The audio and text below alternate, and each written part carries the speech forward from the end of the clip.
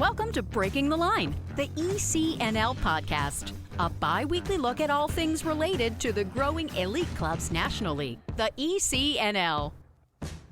For more information on the ECNL, visit us at www.theecnl.com. Now, here's your host for Breaking the Line, the ECNL Podcast, former U.S. Soccer press officer and longtime soccer broadcaster, Dean Linke. This is Dean Linke, but today I hand over the reins to Jason Kutney and Ralph Richards. This is what we have for you today. Hi, this is Jason Kutney, ECNL Boys Commissioner, telling all of you that you do not want to miss this week's episode of Breaking the Line, the ECNL Podcast. Up first, I will have Ralph Richards, who was just named the new Commissioner of ECNL Girls. Ralph and I will discuss his new role and the impact he continues to make on the ECNL. And this is Ralph Richards. I'm thrilled to be on this week's episode of Breaking the Line, the ECNL Podcast, and excited about this new opportunity as the ECNL Girls Commissioner. And that's not all, as Ralph and I surprised the two ECNL Kwik Goal Coaches of the Year, one for the girls' side and one for the boys on today's show. And that includes, from the boys' side, Mark Howard of Oklahoma Energy. And this is Mark Howard. What a surprise and an honor to be on the ECNL podcast and to be named the ECNL Coach of the Year. I'm truly humbled by that. And on the girls' side, we have the Coach of the Year, Garvin Quamina. And this is Garvin. Thanks ECNL for this award and this special surprise on this week's edition of Breaking the Line. And so we'll bring that to you after this message from the ECNL. As the game continues to evolve in the United States, the ECNL remains the standard of excellence in youth soccer. The Elite Clubs National League has grown to include over 200 clubs and nearly 50,000 players across the country, with a robust competition platform for teams, educational resources for coaches and clubs, and unparalleled identification and development opportunities for players. Alongside its member clubs, collaborating to create a better future, the ECNL continues to raise the game every day. The ECNL is more than a league. Welcome back to Breaking the Line, the ECNL Podcast. Once again, here's Dean.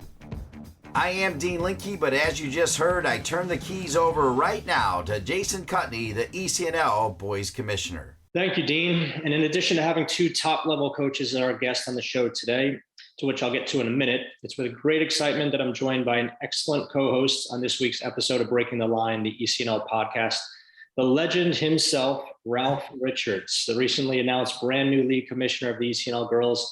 Welcome, Ralph, having successfully guided one of the ECNL's and one of the nation's top youth soccer clubs in St. Louis, Scott Gallagher, for so many years. You got to let us know, how does it feel now to join the ECNL team at such an exciting time in the league's growth and development? Well, first of all, Jason, thanks for co-hosting with me, or me co-hosting with you, however we want to say it. It's second time on the show, so second time is now a host, I guess. That's the rule, so our guests will better be ready for that. But I think joining the league, one, I think I'm very excited, certainly excited to work alongside you in the commissioner role departments. It was an honor to be approached by Christian Later, Doug Bracken, to be asked if I would consider the role. Certainly lots of discussion with my wife, Molly, and certainly with my colleagues and people that I respect at the St. Louis Scott Gallagher Club, in Scott McDaniel and Steve Petra and so forth.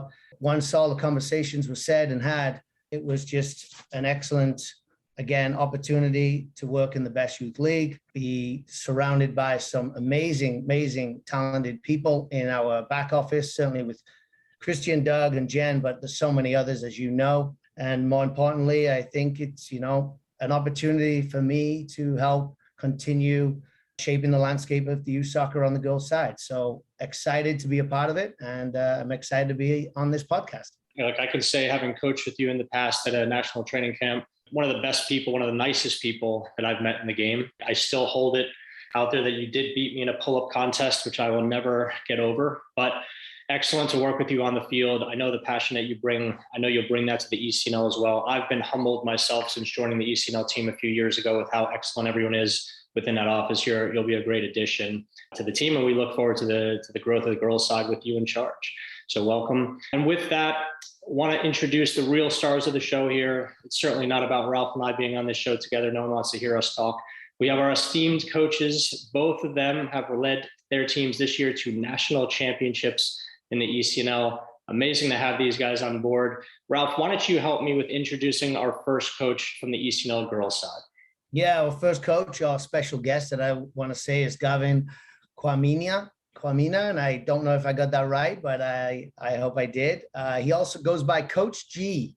That's from what I hear. So hopefully I can call him Coach G at some point, because I believe it's people that are good friends of his, and he has a good relationship with them. So Coach G, I hope at some point I can call you that as well. But Garvin is from Trinidad and Tobago, grew up in Miami, certainly where he learned the love for the game, a wealth of experience developing individual players. I couldn't say them all, but a couple came to mind in Shaq Moore, who went overseas for a long time or a while, and then now he's back playing in the MLS with Nashville, I believe. Chris Golson, Andrew Carlton, and then also on the girls' side, we have Astrid Wheeler. He's done a lot of work with Astrid, and she's obviously excelled in the youth game and is now moving on as well. Most importantly, he is a coach at Concorde Fire, and he helped his club and his team at the U18-19 age group, and he is a winner of a national title. So congratulations and welcome to the show, Garvin.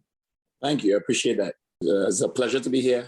I'm honored to be even invited to this platform, and I hope we could share some good information and have a blast today.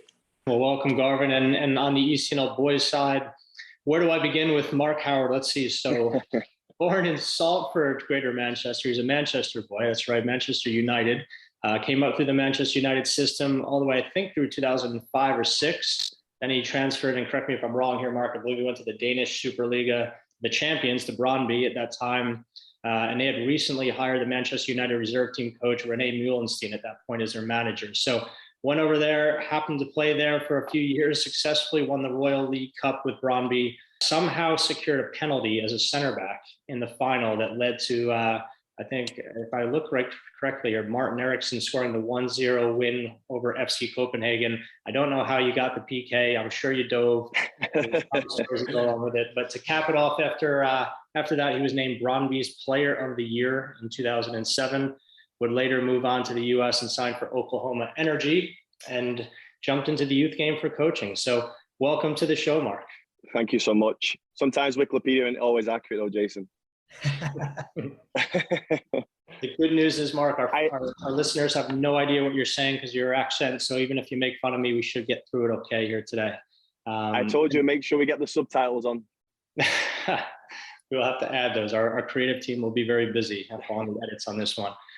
So listen, guys, we're very excited to have you both on the show. It's certainly no easy task to go out and win a national championship in any league, right? And so the work that you've put in, oftentimes it goes without notice until you win something, right? Until you win something. We know that as managers around the world. I think Sir Alex Ferguson said it years ago that every manager gets fired, right? And that just kind of shows the lifestyle of managers. You have to win to produce, and winning is a big part of the game and a big part of development. But we know there's so much more that goes into it, right? And having that recognition as a coach, having you guys join us on the show today, it's important for other coaches who make up a big part of our demographic here that listens to the podcast to learn from you guys, to hear your stories, to hear about what you go through, because many of them share the same stories, the same problems and challenges. And anytime we can gain ideas and insight from two people that are doing it at a very high level will only benefit the other people that are listening to our show. So I say that as an intro, but we actually have a bigger reason to have you guys on the show today. We also want to announce to you guys formally on this show that you are, and you have been named the Kwik Goal ECNL Coaches of the Year. So the first time we've ever had that honor. So congratulations. We'll have to edit Thank you so much. Laughing sound. Appreciate that. A huge honor to you guys. Mark, let's hear from you. We'll start with you first. You capped it off here with a Coach of the Year honor. How do you feel? Shocked. That's a great way to kind of break it to us. Honestly, I'm kind of speechless. Usually, as you know me well enough now, that I have a lot to say, and you've caught me in a time where I actually don't. I'm proud. I'm honored. My goal has been always to change the mentality and the culture in Oklahoma, and I think Isaac winning Player of the Year yesterday was a big step in the right direction. And obviously to be crowned Coach of the Year it's a big honor for me. So I'm grateful and I'm honored. Thank you so much. Garvin, talk to us. How do you feel? The same way. I mean, I'm pleasantly surprised. I had no clue. Basically, I'm just like him. I'm speechless to some degree. I'm truly honored, humbled, because I know in this profession, there's so many coaches out there that are doing their very best. And to be mentioned as one of the coaches of the year, it's truly, truly a blessing. I don't take stuff like that for granted. We put the work in, and the byproduct of the hard work, I guess this is the result. So I'm truly humbled by that. And just like you said, I have Riley Jackson, who's on my team, who just won everything that you could win for a young lady, Gatorade Player of the Year, ECNL Player of the Year, and all that stuff. We won the national championship. So I think it all came together, and I'm just humbled by this and appreciative. Garvin, have you had a chance to speak to Riley since the announcement came out? Or same with you, Mark? Were you able to speak with the Player of the Year on the boys' side? Let's start with Garvin on that. No, Riley's actually in, I just got a text. She's in Spain right now with the national team. She was more involved in, she has something a little more important, playing for the US. I mean, it is what it is, Just a little something. So no, I haven't got to talk to her about it yet. Just a text that she got it. And I guess when she gets back on the 1st, I think we will discuss it, because she's just been having one of those years, She won Gatorade Player of the Year, CONCACAF MVP of the tournament. So I guess we'll discuss it when she gets back. Special player, special talent, and she deserves everything she's getting. So very, very, very special person. Very, very special person. Not just a good player, but a good person. And that's what we strive to produce, not just good players, but good individuals that could go out and represent us and their families at a high level. How about you, Mark? I saw Isaac yesterday at the field. He rolled up with the biggest smile on his face, chest out, walking around.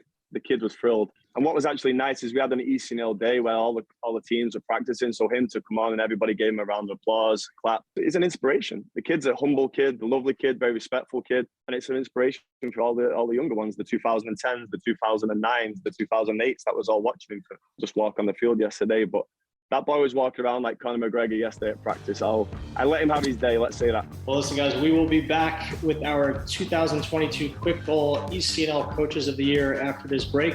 You are listening to Breaking the Line, the ECNL podcast.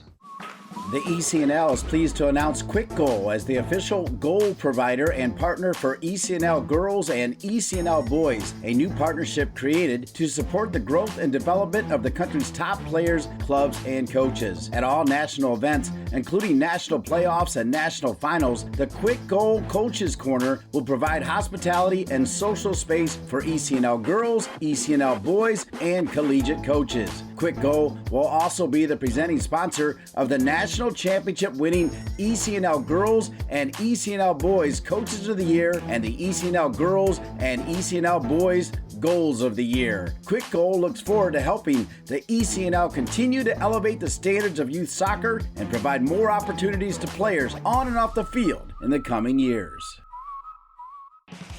Soccer.com is proud to partner with the ECNL to support the continued development of soccer in the U.S. at the highest levels. We've been delivering quality soccer equipment and apparel to players, fans, and coaches since 1984. Living and breathing the beautiful game ourselves, our goal at Soccer.com is to inspire you to play better, cheer louder, and have more fun. Visit Soccer.com today to check out our unmatched selection of gear, expert advice, and stories of greatness at every level of the game. ECNL Boys is partnering with Puma for the second year, driving sport forward with the leading products and the next generation of pros who wear them. Puma has proven themselves as the fastest sports brand in the world, the fastest innovation, the fastest players, and the fastest products in the game. They're the perfect partner to complement the speed and talent of our teams. In keeping with their mantra of forever faster, Puma introduces the world's fastest boot, the Ultra. The only boot engineered for speed, the Ultra combines a woven upper with a lightweight outsole for direct forward motion, speed, and acceleration. It's the best in the game, designed for the best players in the game. And we are back with Breaking the Line, the ECNL podcast. We are here with the Kwik Goal ECNL Coaches of the Year, Garvin Quamina from Concorde Fire Platinum and Mark Howard from Oklahoma Energy. We brought that to their attention just before the break, surprised them a little bit here with some great news, deserving news, of course. And now we want to kind of dive into it a little bit. These guys both led their teams to national championships this year. Not an easy feat, something that we certainly want to celebrate here on the show, but we also want to learn from them. We want to understand all about their experience. So I'll start with you, Mark. So having won a national championship here, special year, right? You had a player get up for player of the year. You were involved in our national training camp as a staff member, had some Oklahoma Energy boys there. But let's talk through the year, because it wasn't just your U16s that went on to win a national championship. Oklahoma Energy produced some teams that made a run through the playoffs out of a very, very tough Texas conference. So just take us through the year. What were the highs, maybe some of the lows? Kind of capture this moment for us. Well, the 2006 boys, the U16, they started off the season pretty rockily. I've had that group for 4 years. I think out of the first 6 games, I think they won 3, tied 2, lost 1. It was unusual for them. We took a lot of videotapes. I would make them watch the games back. I remember sitting in an indoor facility and we watched the game that we lost. We went through some things that we needed to work on. And it was really just after Christmas, these boys kind of got the bit between their teeth and they kicked on at the right time.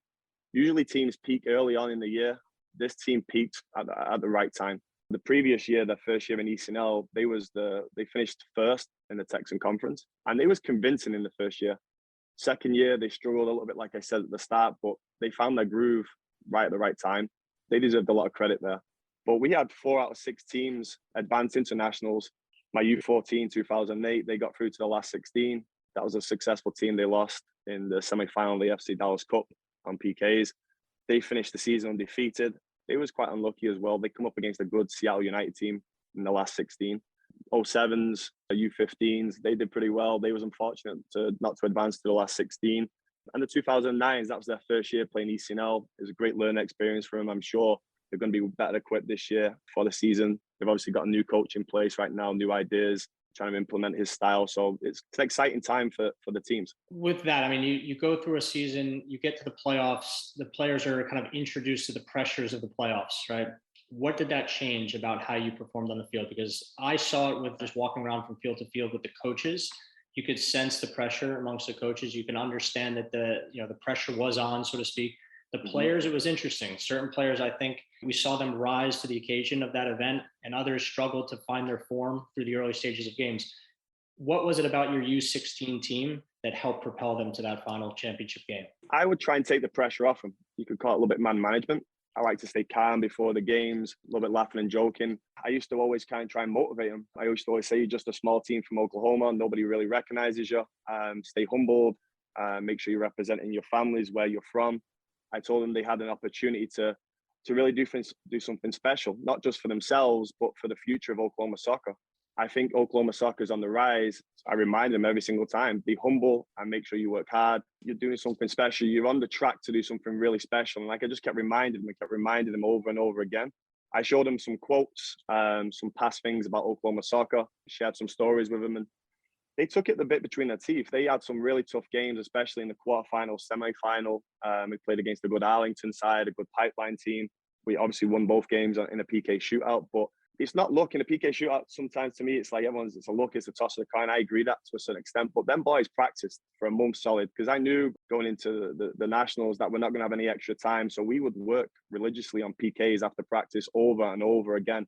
I would put them in the different pressure situations. I'd make them do silly things just before. I'd put them in environments where they didn't feel comfortable. So going into a PK shootout, we were well equipped. We knew the shooters. We knew what to do. They were well equipped for that. But they were resilient. They faced some tough challenges. I think if you was there in the first half against Arlington, I don't think we touched the ball. And I pulled them in and was like, what score is it? Because they were beat already. And I said, what score is the game? He's like 0-0. So I said, well, why are you so slowed down? Like, what's wrong with you? You're 0-0. They gave you the best. You gave them your worst.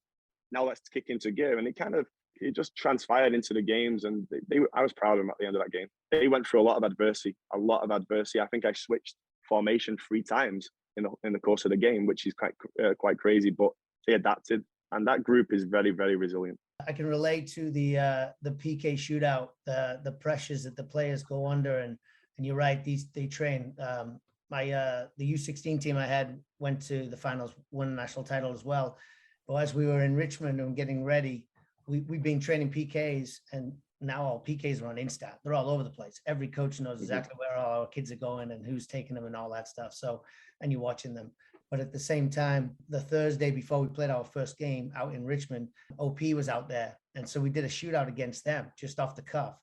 And Chris Kingan knows who takes, number 24 for us. And he knows that he got in her head a little bit, and she missed in that little game. So the pressures that these kids go under is a lot. Now, when it counts, Grace scored. So that was kind of cool too. But I totally can relate to everything that you're saying about it's luck, but there's also a lot of practice, a lot of dedication, a lot of mindset involved in those shootouts. So hats off.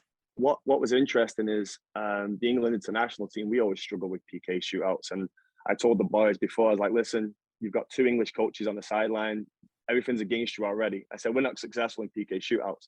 But when we was practicing PKs in practice before, I would make sure they told their goalkeeper where they were going. I got that from Gareth Southgate. They would tell the striker of the ball would have to tell the goalkeeper where he was going, and he would have to perfect his strike every single time. So that's one thing I was trying to relate to these kids. Like, tell the goalkeeper where you're going, and if you hit a clean enough strike, 9 times out of 10, in my opinion, the ball's going to end up in the back of the net. Coach G, question for you on the lines of your background. Obviously, tons and tons of wealth of experience in coaching and training and developing individual players, like we alluded to. You took that talent and you went into the club game with Concorde, and obviously overseeing multiple teams and age groups.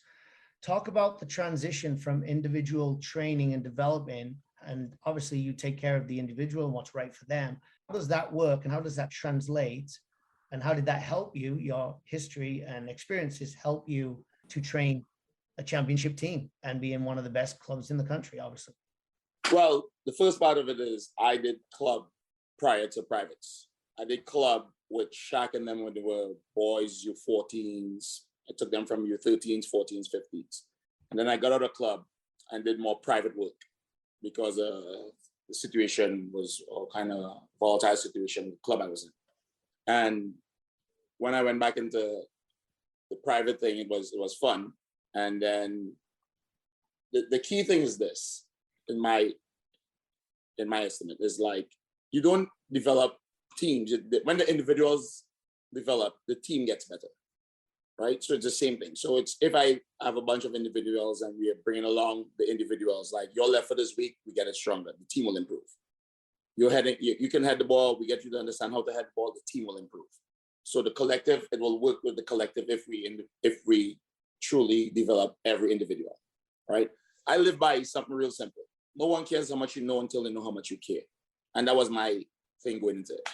Just having these kids understand that it's not about Coach Garvin think he knows everything, you know what I mean? He cares about them. And once we establish that I care about you and I care about your personal growth and development as a young player, it will translate into the team, and it was an easy transition, actually. And with that said, obviously, I totally understand and totally can relate to that about caring, going into different teams as a coach myself. That is the first thing that we as coaches have to do. We have to earn their trust, right? Trust is a big word, I think, in any kind of development. They need to be trustworthy, or we have to be trustworthy of them, trust willing at the same time. And there has to be some back and forth between that. Once there is a trust between a player and a coach, or players collectively and a coach, then we all know that great things can happen. Talk to us a little bit then about your different teams that you're a part of with Concorde. Obviously, in the past, you were working with the 01s and 2s. Did you have any involvement with the 03s? And with the 03s, obviously, some of those players might have joined to the 04s this year to make that U19 team. How was the transition there? How was the collective group working with great individuals and then putting them together to end up winning a title? Well, Concorde creates a really good environment for us to work. It's just a really fun environment as far as the players, the coaches, the staff, everybody get along and make things happen and support each other. I started off with the 02s, and after the 02s, they moved on. We had a successful run. We will always get all the way to the semis or somewhere there and then lose on 1-0, 2-1, 3-2. I mean, Sola broke our hearts first year, and then just kept getting closer and closer. And then finally they moved on. We were successful in terms of colleges. We had major universities from that school. Everyone, we had 20 players. I think 19 got Division I scholarships. One of them was a loser. She quit to become a surgeon or something like that. What a loser. She wanted to cut people's head open. So other than that, we were really successful. The 04s literally would stand there and watch the 02s play and train. They will come early and they will sit there and they will watch and they just love how the 02s play. And I think that was a part of their development also. Being able to see the 02s be successful in the Southeast. They won it twice, the conference twice. And the 04s was like, we had to do this, we have to do it. And then the 04s came in and they won the whole thing, the conference, 4 years in a row. I worked with the 03s, but we had no 03s on this team. We had 04s and 05s, actually. So it was a situation where the young players just, I think, basically learned a lot from sitting there on the sideline, watching the games. I mean, the 02s will play a game, and the 04s will sit there and watch the entire game. They will sit and watch the entire game, which is rare. You'll be traveling and everybody wants to get back to the hotel, and they sat there and watch the game. And I think they got punched in the mouth early on at U14s. They lose to a rival club. They get stomped out. And I basically asked them, that feeling that you have right now, put that somewhere, all right? Make sure you don't feel like that again. We will improve. We will get better. And we grind. We work. This group truly loves to work, you know what I mean? We felt no pressure because we went into it where I have a philosophy where preparation cures pressure. I keep telling them that over and over. We're going to prepare. If we're prepared, we will feel no pressure. We invite pressure. We work in tight spaces. We work in spaces where most people, if it's a group of 15, they're like, all right, we need a little more space. It looks like organized chaos. But it was a philosophy of ours that if we can make 1-2s in a phone booth, we would be fine going forward. And then this group, they get stomped on again. And again, they get to the semifinals. They won 1 year undefeated until they get to the quarterfinals. They get knocked out and felt like, horrible. Yeah. But they're resilient. I think this summer we came into it like, look, the seniors really said, guys, this is my last try. All hands on deck. Let's go. You know what I mean? And we trained as the fittest we have ever been. We trained very, very, very hard. We got ourselves prepared. And then we got 2 ACLs from 2 starters. That kind of pushed us back a bit. And it also got us a little more refocus in terms of, all right, so now they're done. What do? We roll over and play dead, or we actually go at this thing? All right. And they put it together and we rendered it.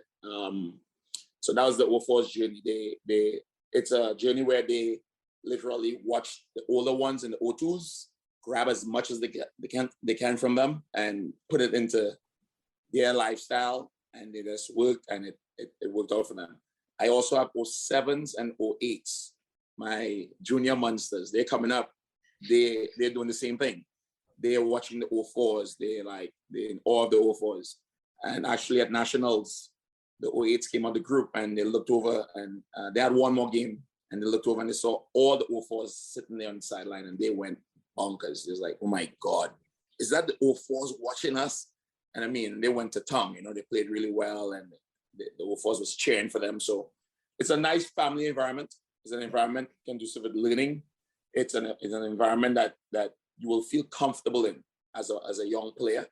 And me as a coach, I'm just living the dream where I can come out there every single day, no matter how tired you are. When you get to the pitch, everything just comes back to life, and you feel ready because you're seeing these young ladies coming out of their car full of enthusiasm, full of excitement, just willing to learn, ready to work.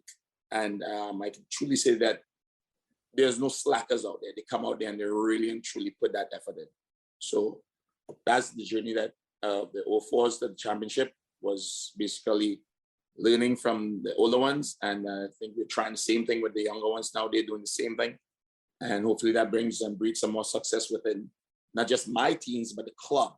I'm a club guy. I want the club to do well. I want to be able to say, we won championships. It's the first on the girls' side.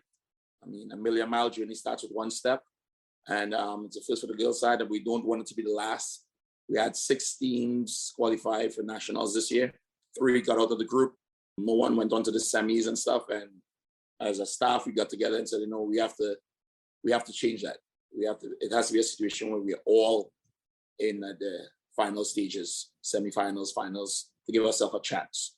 So that's where we are right now. Been blessed here. This last few minutes, we've had a lot of good words of wisdom from the coaches. One thing, Garvin, I'll take away that your quote there where you said, nobody cares about what you know until they know how much you care. Amazing line right there, and something I think we can learn from in many different respects outside the game as well.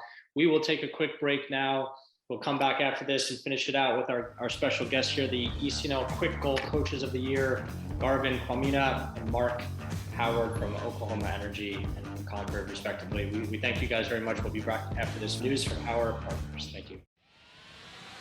Nike is a proud sponsor of ECNL Girls. Nothing can stop what we can do together to bring positive change to our communities. You can't stop sport because #you can't stop our voices. Follow Nike on Instagram, Facebook, and Twitter.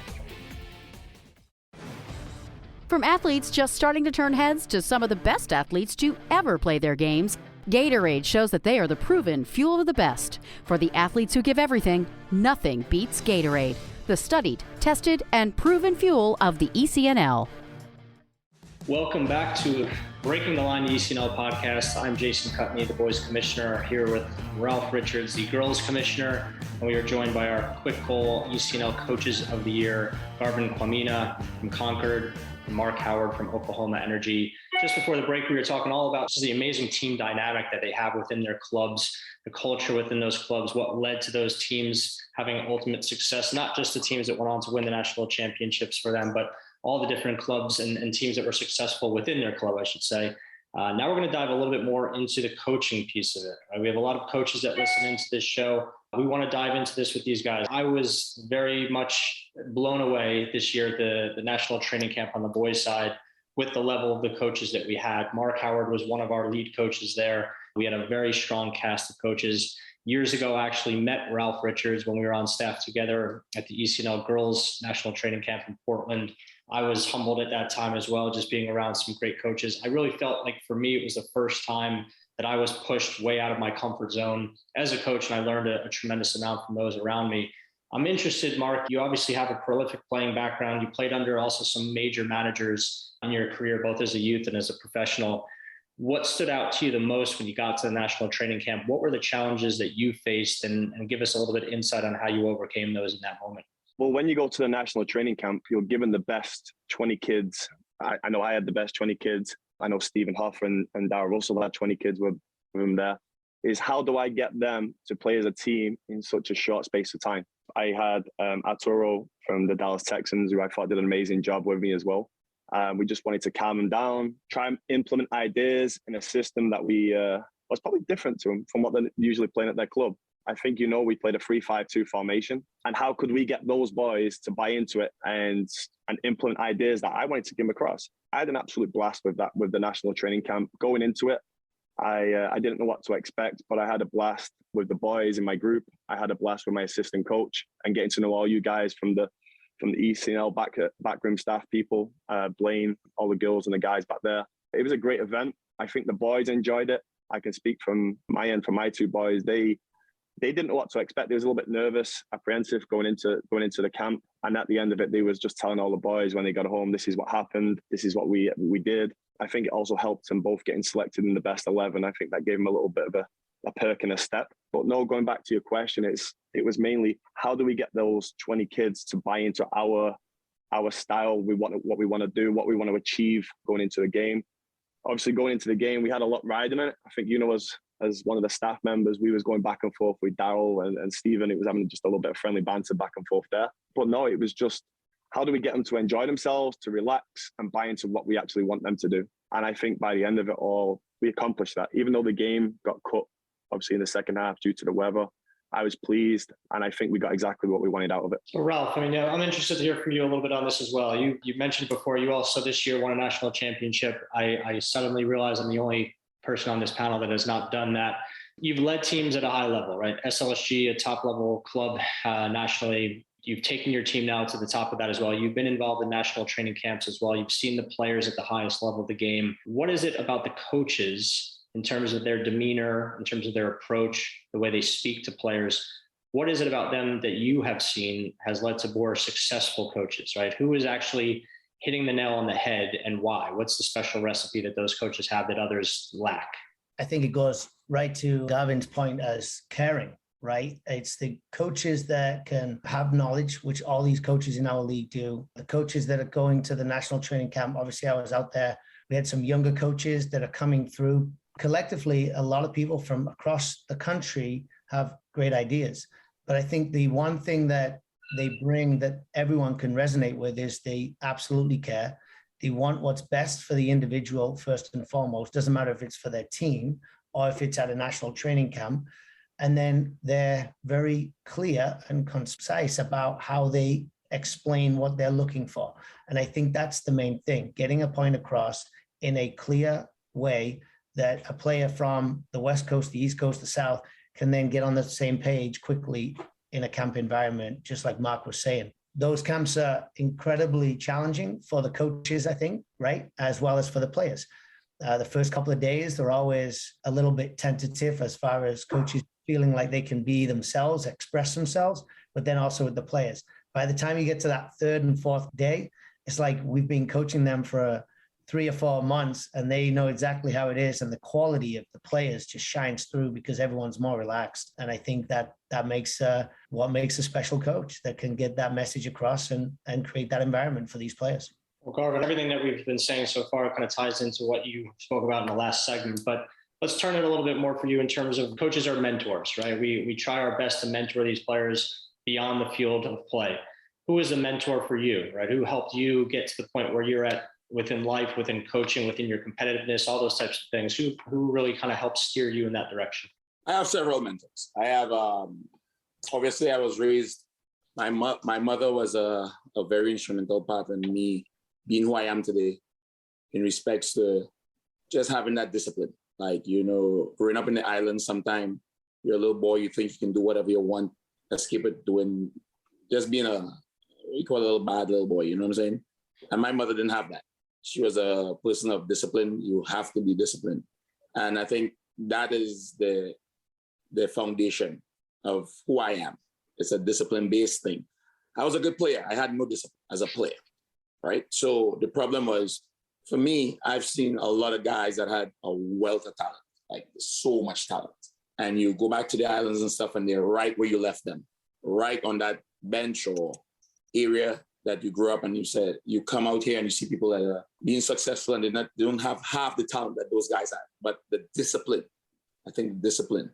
I have several mentors, guys who I call. I have people that I call on personally, my circle for help as far as the sport is concerned. But for the foundation of it would be my mother and discipline. I bring that to the forefront. My kids, they show up, they have to acknowledge me. They must say, hello, hi, how are you? Some people, I'm a little old school. I don't allow kids to call me Garvin. I'm not their Garvin. Call me Coach. They call me Coach G. They call me Coach Garvin, but I'm not your Garvin. You can't just come in, hey, what's up, Garvin? It doesn't work like that. And I think once you establish that discipline, everybody else fall in line, you know what I'm saying? It's not a fear thing. It's just a discipline thing. And we take that and we start to build from there. I have a thing where when a new kid comes in, she calls me Garvin, I let the rest of the team do 25 push-ups. That kid doesn't do anything. And it's because you didn't tell her. You need to let her know that this is the coach. You don't go in there and tell your doctor. You don't call your doctor, hey, Sam, I'm feeling sick. You know what I mean? And I take this thing really, really serious. I take this is what I do. It's my job. I'm a chef. I'm an executive chef by trade, but this is what I do now. So I take it very serious. So discipline is the foundation for me going forward. And my mother was that person that instilled that in me and was my true mentor who started this thing for me. What about you, Mark? Who's the, I know you played for some of the biggest managers in the world, but who mentored you in terms of your current coaching demeanor, the environment that you create amongst the players, your relationship with the players? Was there someone that was instrumental in that for you? I probably have 3, and I'll go from pretty quickly. I'm going to go with the obvious. I was fortunate enough to play under Sir Alex Ferguson. extremely demanding, extremely ruthless. But the culture, the environment that guy built in Manchester will always stay with me. And everything that I want to implement now on my teams, I'm always going to go on my past experiences with that. If it was coming into the training ground, saying hello to the kit man, to the groundskeeper, to the office lady, just being respectful. Nobody was bigger than anybody. We had some big players at that time, having Roy Keane, who's my idol. He was an equal to the cafeteria lady. And that was all built from Sir Alex Ferguson, just the way he was and just the atmosphere that he created. So I would probably have to say Sir Alex Ferguson, in my opinion, the best manager of all time. But he was a massive influence on everything. Going back to, he even wrote me a letter for my green card when I was coming over to the US. I think that's just a touch of the guy, the class he has. He remembers everybody individually. And I was always on the fringes of the first team. I didn't play 100 games or so in the first team, but he was always reach out. How are you doing? I'm awesome to see you coaching. And like I said, he was kind enough to write me a letter on my behalf. My style, I will always go back to a coach called Peter Sorensen. He was my head coach in a team called AGF Aarhus. Once again, he was very demanding, very hard, great man management, could get the best out of absolutely everybody. And he had that quality where you could run through a brick wall for the guy, you'll do anything for the guy. If someone said, if he asked you to run through fire, you would. And it was crazy. That's a quality in a coach itself, in my opinion. Like, you would literally go on the field and you'd do anything for him. And I also was very respectful of his style of play, the way he went about things, his organization, his discipline, the way he pressed, his moments, just all small detailed stuff. So if I was to judge my coaching style, it would be around Peter Sorensen. And the last one for me would be Jimmy Nielsen. I was fortunate enough to be the assistant coach for the pro team in the Oklahoma Energy.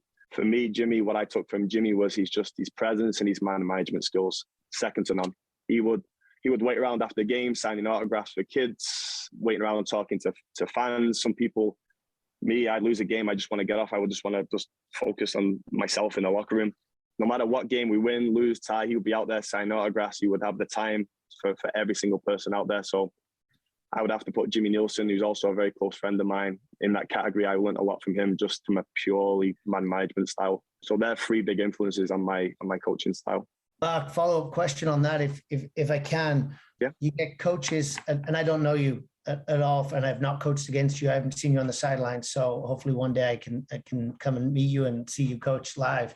You get a coach that is based into the X's and the O's and the tactics, and then you get the man management style, right? Someone that can relate to the player and talk about cultures and behaviors and things along those lines. Who would you say, or which side of the scale would you kind of lean towards that's more important? Which side of the scales do you sit on? I get asked this question quite a lot, and I would go man management is 60%, coaching is 40%. That's the scale I would always balance from. Man management to me is super important. You get a kid to do anything, he's going to buy into your system. He's going to do absolutely anything that you want. The trust has obviously got to be there, but 60% man management, 40% coaching, in my opinion. Gavin, I got a question for you. If it's okay, give us your side of the scale where you are as well on that one. I'd love to hear that. I think it's always good for anyone out there listening. But the three of us were on a stage this summer and we got to speak and acknowledge the crowd and our parents, our families, our players, most importantly, the league. When you're up there, I know firsthand, I'm sure I forgot a ton of stuff that I was thinking about saying. Is there anything that you would like to say today on this podcast that you didn't actually say on stage? And I heard your speech. I thought it was fantastic, by the way. Waleed set you up for success on that. And I think you did a tremendous job there in Seattle, acknowledging the crowd and being a very gracious champion, no question. But anything that you would like to say to either your families, to your players, to your club? Well, going back to the question with which one is more important as far as management, players or style, I truly believe it's like he has 60-40. For me, it'll be based on the individuals. I mean, that's why it's called management. We have to figure out exactly what child can do what, and there's some kids you can yell at, and there's some kids you can't even look at because she may break and just quit. That's on the girl side, you know. They're so different. So it's more of a individual thing as far as for me with managing the player or the X's and O's, you know. As you grow and you know them and they're around you for 4 years, you kind of know what buttons you can push with some kids. I had an incident where I a kid, she wasn't scoring and she was down on herself and she's losing her mind. And a friend had an open goal and turned around and passed the ball for her and she kicked wide. And I ripped the kid. I ripped the kid up and I'm going home and I'm like, what an idiot. You up whatever amount of goals. Why would you even rip the kid? And I go to apologize to her the next day. I was like, let me talk to you. I said, my bad yesterday and trying to apologize. And she goes, I should have scored the damn goal. You're fine. You know what I mean? So you figure out how tough she is. And there's another kid on that team. If I yell at her like that, she probably wouldn't show up the next day. You know what I mean? So I think it's the balance has to deal with the individuals. And the X's and O's obviously is very important because we got to figure out who we're playing and what we want to do. I just like the balance based on the individuals. As far as what I like to say that I didn't get to say on that stage, man. First of all, Waleed is that guy is a class act. That guy is something special, right? He's a very, very unique guy. We played them earlier on in the year, and the score got out of hand real quick. We scored a lot of goals on them. And he saw me the next day. We were at the showcase, and he said, he was like, I'm humbled by this. And he literally said to me that you have what it takes to win this thing. I have won this with way less talent than you have. He said that to me. I mean, he actually motivated me there and then. He made me come back to Atlanta saying, if this guy can say that, then I truly have a chance. Even though I believed it, he kind of motivated me even more. I believe in myself and my team, but he kind of like helped me along that way. He's a guy of grace. He's a spiritual guy. He's just a really, really, really good individual. I just wanted to make sure and get that out there. Class act. As far as my family and the players and everyone, I tried my best to, because it was our first championship on the girls' side, to include everyone. So I had this big rah because the kids have never seen me celebrate. I've never celebrated. I don't celebrate the goals. I mean, they were mad at me. I didn't celebrate the semifinals.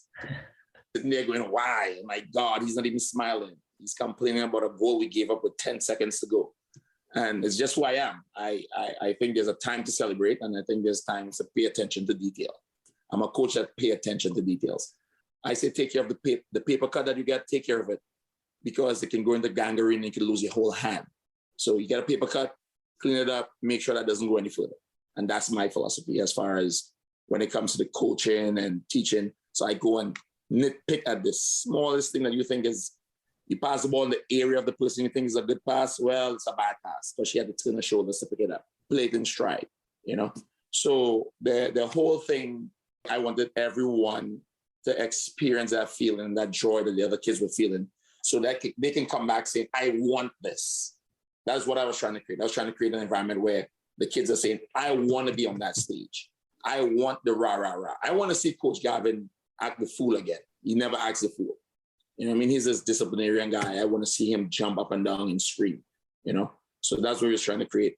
And for all the fans and the friends and the family and the players, they all know that Concorde, really and truly, Greg has created an environment where he makes everybody comfortable. He knows everybody's names. He walks around the park. He's that guy that's walking around the park picking up trash, and we know that's the guy that's running the club. You know what I'm saying?